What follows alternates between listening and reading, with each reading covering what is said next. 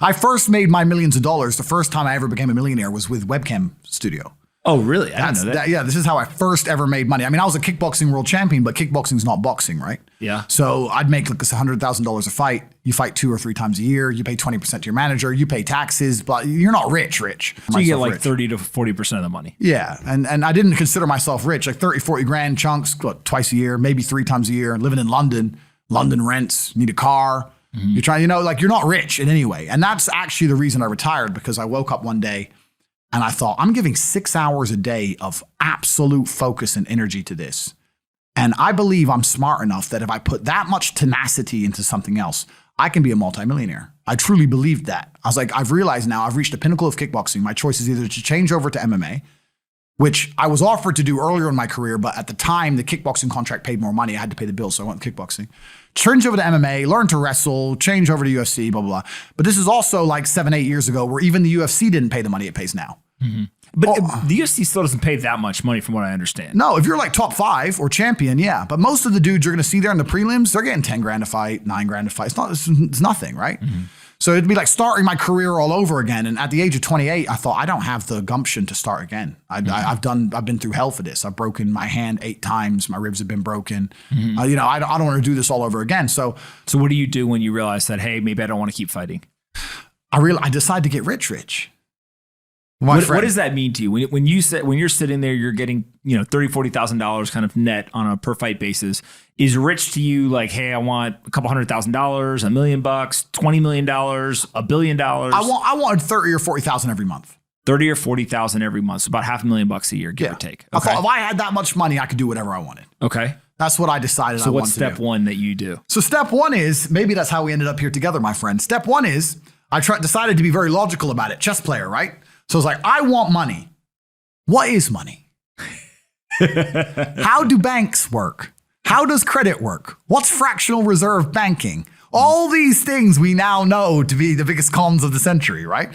So I'm sitting there researching money for days and days and days. And then I get more mad because I'm like, whoa, money's trash and I don't have any. Now I'm really annoyed, right? I thought like everyone else did that, everyone puts their money in the bank and the bank takes some of other people's money and lends it out. I didn't know they invented it from the sky. I still at that point thought money was linked to gold. I didn't know nothing.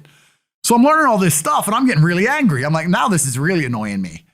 So anyway, I had a piece of paper there and I'm in my research phase and it start writing down some dude on YouTube. I don't know who he was, some dork. He was a pro gold guy. This is before, Bitcoin was probably around then, but like early. He was a pro gold guy saying buy gold, buy gold, buy gold.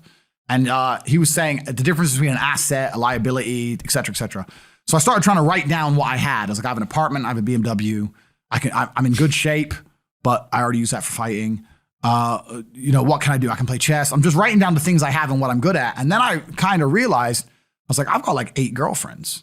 But because I was traveling the world, and if you win, you get a ring girl. It's kind of like she's banging the winner, right? You win a world title, you get to choose the ring girl you want. It's pretty easy, right? So I had a girlfriend in Slovakia, I had a girlfriend in France, I had a girlfriend in England, all these girlfriends. Do they know about each other? No. Okay. But they find out pretty soon. So I had all these girlfriends, so I'm like, maybe I could open a strip club and like be a pimp, be a gangster about it. And then that opening a strip club that's literally the first thing you thought about was open a strip club? Well, I thought I have these beautiful girls. How can this is before like Twitch existed. So I was like, what can I do with these hot girls? I was like, it's just an asset, right? There's these girls and a lot of them were messaging me.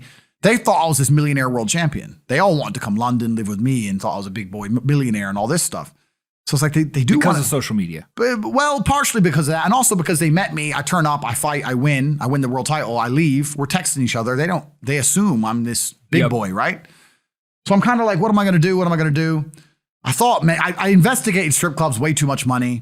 But this asset class of beautiful women was kind of on my mind for a few days. And then by absolute coincidence, I stumbled upon somewhere on the internet. I was on one of those websites where you used to download like free games and bullshit from. And in the corner somewhere it said, hot girls want to talk to you now or something. I said, hot girls. So I clicked on that, not because I was interested, but because I thought I have hot girls. And it was one of those webcam websites. And I was like, so these girls sit here and talk to dudes for money.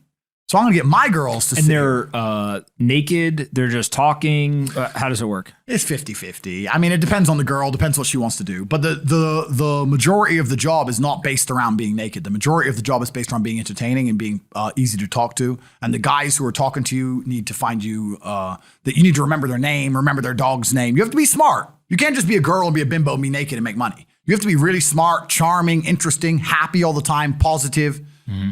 And I thought, I'm going to try this. So I messaged all 5 of my girlfriends, told them I had a job for them, explained to them what I was going to do. I was going to launch this company.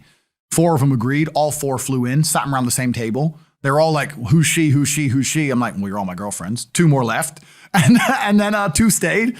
And that was the beginning of my little attempt at a webcam empire. And I put the girls there. And my role in it all was I did all the tech side of stuff, which is the first thing, of course. And then also, and I get called a pimp a lot. But and the reason I use the term is because I don't see it as a negative term. I see it as positively inspirational and motivating person. I'd motivate the girls. I'd make sure they did their job properly. If they had a bad day online, I'd come up with a good excuse for them. Oh, it's been a football game. It's been really busy. Don't worry. You're so beautiful. Don't be upset. You did better than her. You did the best today. I keep everything organized, put the schedules together, all that kind of stuff. And is it hard? It's hard because women have to want to work for you. Okay. Women have to want to obey you. That's what's hard. And you don't do that. This is one of the biggest misconceptions. I really want to clear this up. People in the movies and stuff, pimps are like aggressive, mean men. Complete opposite. Pimps are more like James Bond. James Bond's a pimp. He sleeps with a girl to get information. He doesn't care about her. He is absolutely and utterly a pimp. He doesn't hit her. He makes her love him. She does what he wants. He uses sex as a weapon to reward her, and then he disappears. That James Bond is absolutely and utterly a pimp. So I say pimp because everyone calls me a pimp online, tries to go, haha, you're a pimp, like I'm gonna get offended. It's like, no, beautiful women wanted to work for me, and they wanted to work for me because I displayed supreme competence. And they knew if they worked for me, they'd make a lot of money. So whenever I was out, I'd meet a waitress and say, look, you're working 10 hours a day for pennies. You can work 10 hours a day for me, make 10 grand a month, or 20 grand a month. And over time, I just built up this big little empire of webcam girls. At one point, I had 4 locations, 75 girls working for me. And we say locations, like, explain what goes into a location. I just rent houses. All right. So you rent a house, and in the house, you just literally, hey, go live here. There's like technology set up. Yeah. And then you can basically just sit in front of the computer and literally be on the other end of one of these webcams. Yeah. And guys are paying by the minute, by the hour, whatever, to talk to you. Yeah. It's their choice whether they are doing it fully clothed, just talking, getting naked, whatever, and then you're taking some cut of it. Yeah, basically. So I had girls who would live in the house, and that was pretty impressive. I just broke down the webcam business. Bang, you done it, man. You nailed it. No background information. Yeah, you nailed it. You nailed it. You nailed it. So the girls who lived in the house would have set amount of hours they want to do, and then we'd have rooms that they could book in and do X amount of hours. A girl could come and do 1 a week or whatever. We'd have rooms they could share. And then, very much exactly like you said. They'd go online, they'd do their hours, they'd have their regular customers, they'd get their money. And then I'd take around half of the money, around 50%. You take 50%. Around 50%. Okay. Is that high or low compared to the rest of the industry? I'll tell you why it's very low. It's low because every time a girl would quit and try and do it by herself, she'd make a fraction of the money overall because she hasn't got the instruction. She hasn't got the motivation. She's just lazy with it, right? And women have a very different mentality to money than men. If you show a woman how to make $1,000 in an hour, she'll think, I only have to work an hour a week. Whereas if you show a man how to make $1,000 in an hour, he thinks, I can make $18,000 a day.